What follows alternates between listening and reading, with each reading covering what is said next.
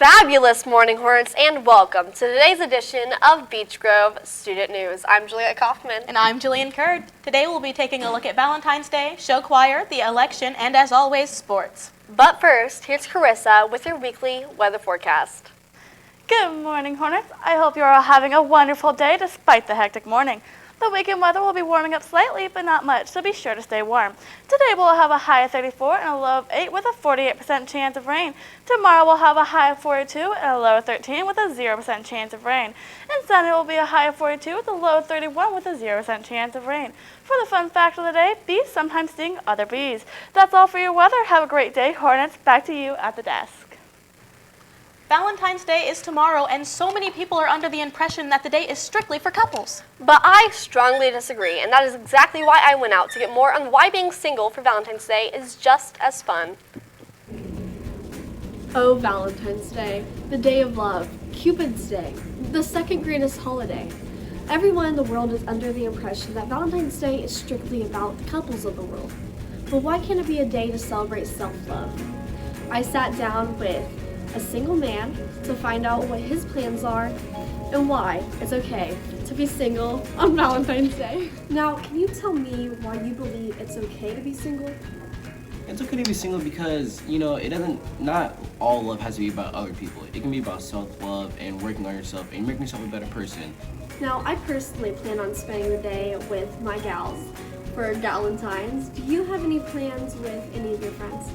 I probably plan on going out with some friends, maybe eating out, or maybe just getting in and watching Netflix and eating a lot, but either one works. I personally already bought myself a few gifts. Do you plan on getting yourself anything?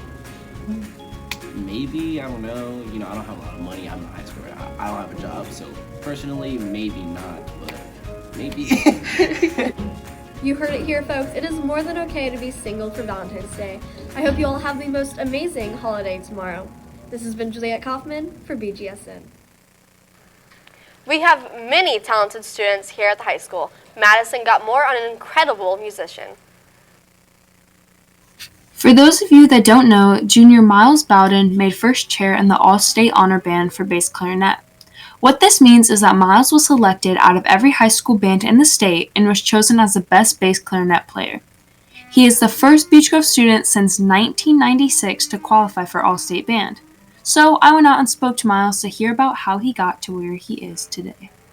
Well, I started in 6th grade. I started on the normal clarinet, and I thought it was really boring to play at first.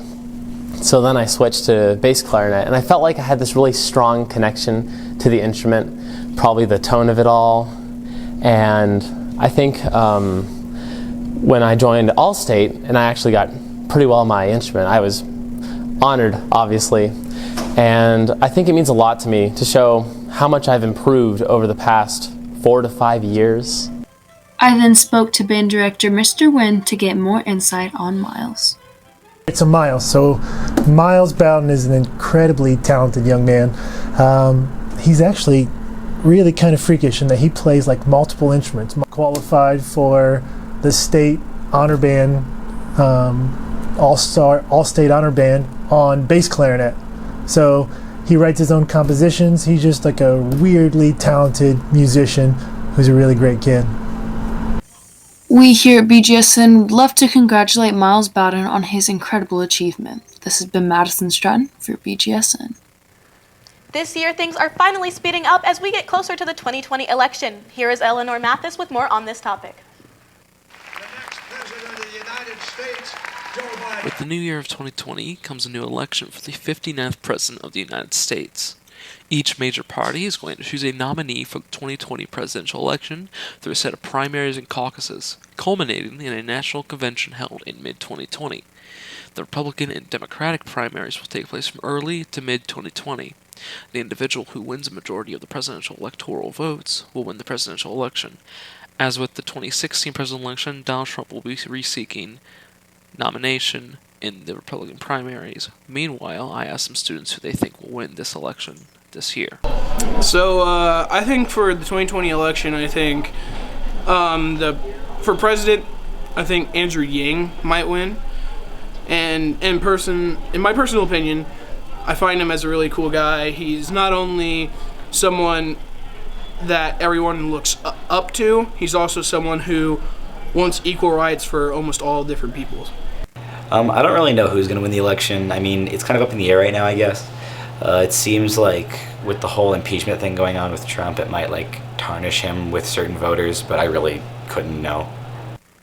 That's all from me. I'm Eleanor Mathis. Back to you at the desk. In the winter, every weekend brings new things to talk about in the world of show choir. This can be an intense time of the year as ensembles compete for titles such as grand champions. Jillian Curd went and got more on this topic. Good morning, Hornets! Welcome back to your show choir season update for the week. Last weekend, the Beech Grove Jubileers traveled to Edgewood High School's Contest of Champions.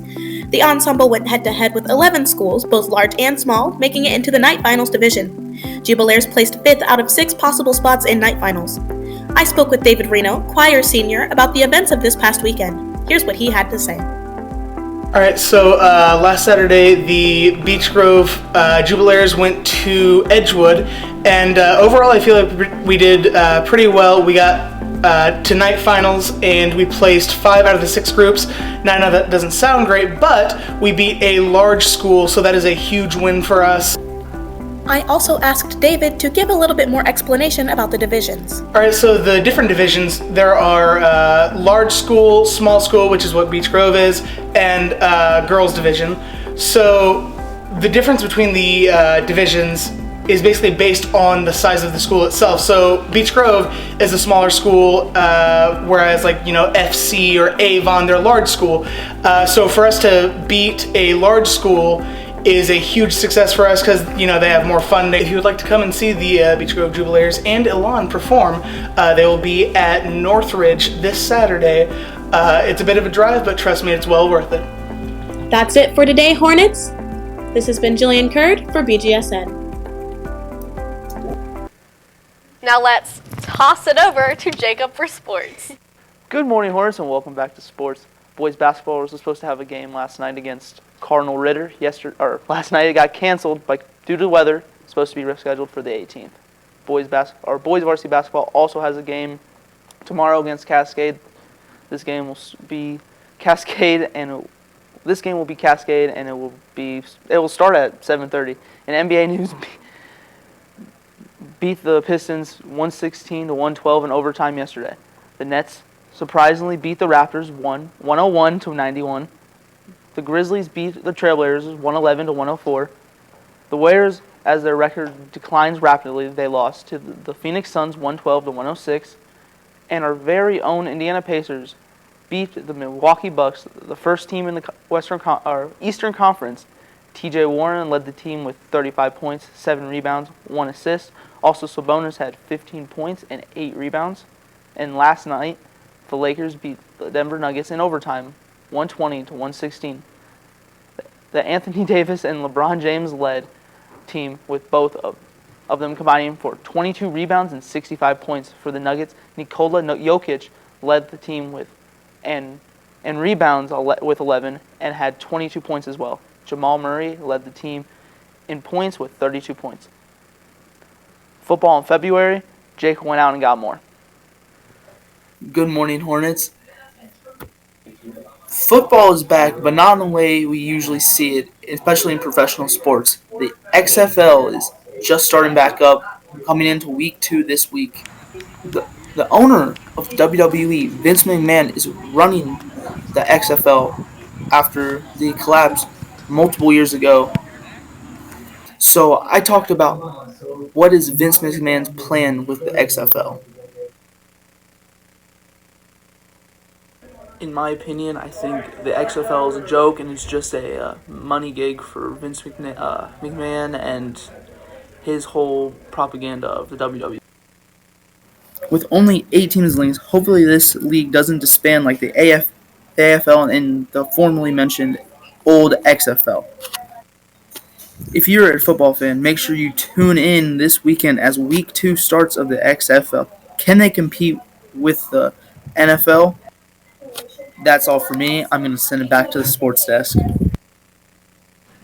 Thank you so much, Jacob. That is all for today's segment of BGSN 10. Teachers, don't forget to hit that bell icon and subscribe button to get notified every time we go live. Also, don't forget to follow us on Twitter and Instagram at BG Student News. I'm Juliette Kaufman. I'm Jillian Curd.